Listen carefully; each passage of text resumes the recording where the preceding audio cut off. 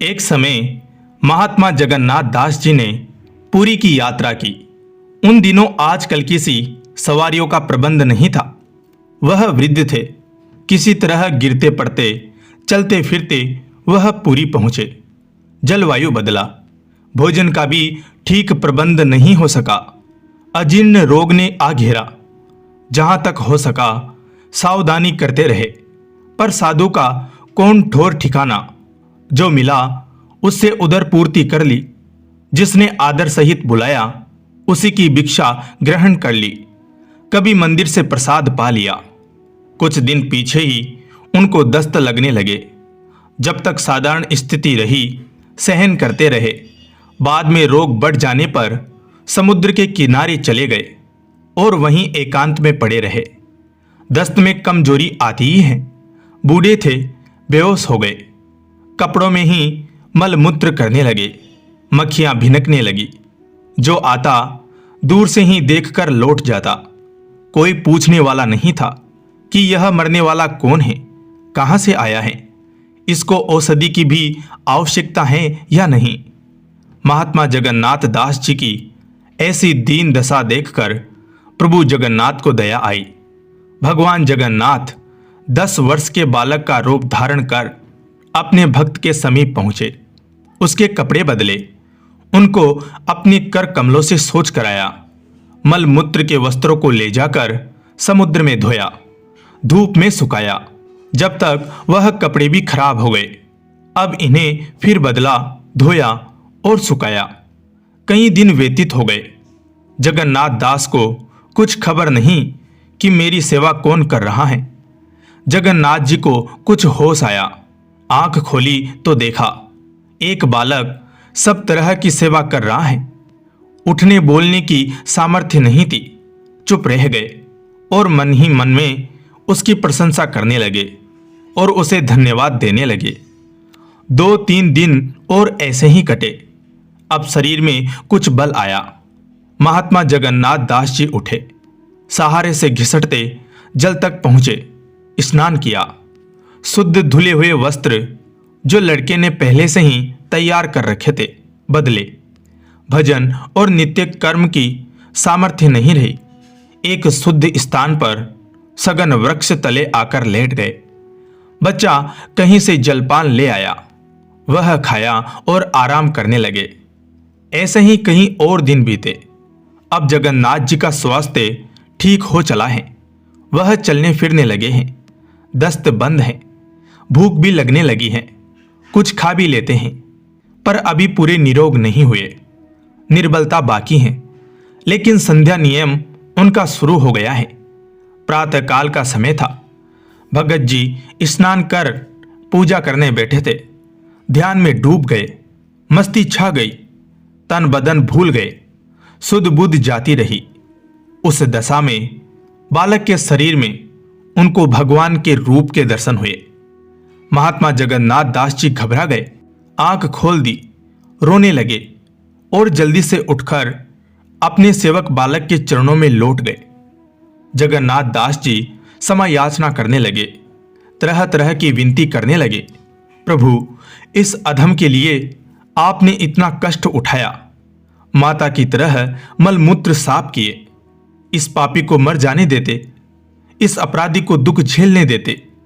यह दुष्ट इसी योग्य था कि इसे दंड मिलता।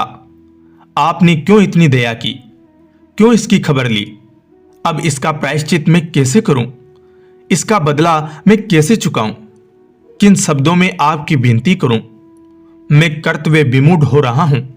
क्या करूं? कुछ समझ में नहीं आ रहा। हे जगतपति, क्षमा करो, क्षमा करो। का मुख ले विनती करूं, लाज आवत है मोई। तुम देखत अवगुण किए, कैसे भाऊं तोई। हे हरि, आप सर्वशक्तिमान हैं, सर्व सामर्थ्यवान हैं, सर्वोपरि हैं। आप चाहते तो दूर रहते हुए ही इस व्यथा को दूर कर सकते थे। आप वैकुंठ में बैठे हुए ही एक दृष्टि से इस विपदा को काट सकते थे। यहां क्यों पधारे? क्यों इस दास के लिए इतनी चिंता की? प्रभु बोले, हम भक्तन के, भक्त हमारे। प्यारे जगन्नाथ, मुझसे भक्तों के दुख नहीं देखे जाते, मुझसे उनकी विपत्तियां नहीं सही जाती। मैं भक्तों को सुख देने के लिए सर्वदा तैयार रहता हूं। मैं उनके लिए सब कुछ कर सकता हूं। इसमें मुझको आनंद आता है। ऐसा करते हुए मुझे खुशी होती है। मैं भक्तों से दूर किसी और स्थान पर नहीं रहता। मैं सदा उनके समीप ही रहता हूं। उनके स्थान में ही चक्कर लगाया करता हूं। तेरा कष्ट मुझसे सहन नहीं हो सका। मैंने प्रकट हो तुझे आराम पहुंचाने की कोशिश की। इसमें कोई बड़ा काम मैंने नहीं किया, केवल अपने कर्तव्य का पालन किया है। भगवान ने आगे कहा, प्रेम सब कुछ करा लेता है। तू मुझे प्यारा है, इसलिए मैंने ऐसा किया है। इसके लिए तू किसी प्रकार की चिंता मत कर, हृदय में शोभित मत हो। हाँ, एक बात जो तूने कही कि वहां बैठे हुए ही इस रोग को दूर कर सकते थे, सो हे भ्राता, यह मेरे अधिकार से बाहर की बात है। प्रारब्ध का भोग अवश्य भोगना पड़ता है। कर्म बिना भोगे नहीं कटता। यह प्रकृति का नियम है। मैं इसमें कुछ नहीं कर सकता। प्राणी जो कुछ सुख दुख उठाता है, कर्मानुसार ही उसे मिलता है। जगत में कर्म ही प्रधान है। हाँ, जो भजन करने वाले हैं, जो निरंतर सच्चे हृदय से मेरी भक्ति में रत रहने वाले हैं, उनके कष्टों को मैं कुछ हल्का और सुलभ कर देता हूं। कठिन विपत्ति के समय अपने सेवकों की मैं सहायता कर देता हूं। यही मेरी दया है। कर्मों को बिना भोगे आत्मा शुद्ध नहीं होती।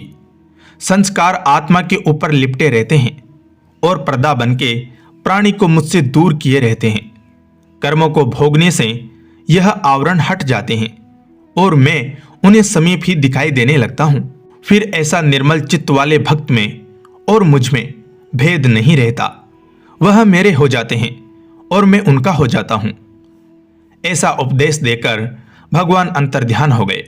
इसके बाद महात्मा जगन्नाथ जी का आगे का जीवन कैसे कटा, कहाँ रहे, इससे ना कोई संबंध है और ना हमको मालूम है।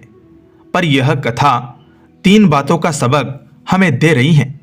पहली बात, कर्म के भोग को परमात्मा भी नहीं टाल सकता। वह भोग कर ही कट सकता है। इसका भोगना अपने लिए ही लाभदायक होता है। बिना भोगे न तो आवरण हटते हैं, न संस्कार क्षय होते हैं और न हृदय शुद्ध व निर्मल बनता है। कठोर हृदय भजन की योग्य नहीं होता। नरम हृदय आदमी ही इस दौलत का हकदार होता है। अब दूसरी बात सुनो। मूर्ख और दुष्ट प्रकृति के मनुष्य विपत्ति के समय ईश्वर को कोसते हैं, उसे गालियां देते हैं, पर यह नहीं सोचते कि यह उन्हीं के किए हुए कर्मों का फल उन्हें मिल रहा है। इसमें ईश्वर का क्या अपराध हुआ कि उसके सिर दोष मटते हो। ईश्वर तो तुम्हें सुख में रखना चाहता था, परंतु तुमने अपने आप अपने लिए कुआं खोदा और उसमें गिर पड़े। इसमें दूसरे को दोष क्यों देते हो? अपनी मूर्खता पर पछताओ।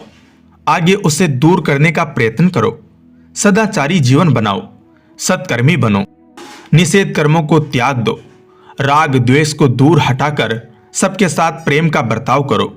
फिर देखो तुम सुखी रहते हो या नहीं। अब तीसरी बात, ऐसी बातें कहीं तार के कहने लगते हैं कि जब कर्म का फल हमें भोगना ही है तो भजन से क्या लाभ? क्यों भजन और पूजा में समय नष्ट करे? वृथा क्यों परिश्रम उठाए? ईश्वर हमें क्या दे देगा? हम जैसा करेंगे वैसा भोगेंगे। इसका समाधान भी इस कथा में हुआ है। वह यह है कि भोग तो आएगा और वह भोगने से ही कटेगा, पर जो भजन करने वाले हैं, भगवान के सच्चे भक्तों में हैं और साथ ही शुद्ध चरित्र और कोमल स्वभाव हैं, उन्हें कठिन विपत्ति के समय एक गुप्त सहायता ऐसी मिलती है जिससे वह कष्ट तीव्र और भारी न रह के सूक्ष्म और हल्का हो जाता है। उस मनुष्य के अंदर एक ऐसी शक्ति का संचालन रहता है कि जो उसे शांत और प्रसन्न रखती है। इस आनंद में कठिनाई आती है और चली जाती है।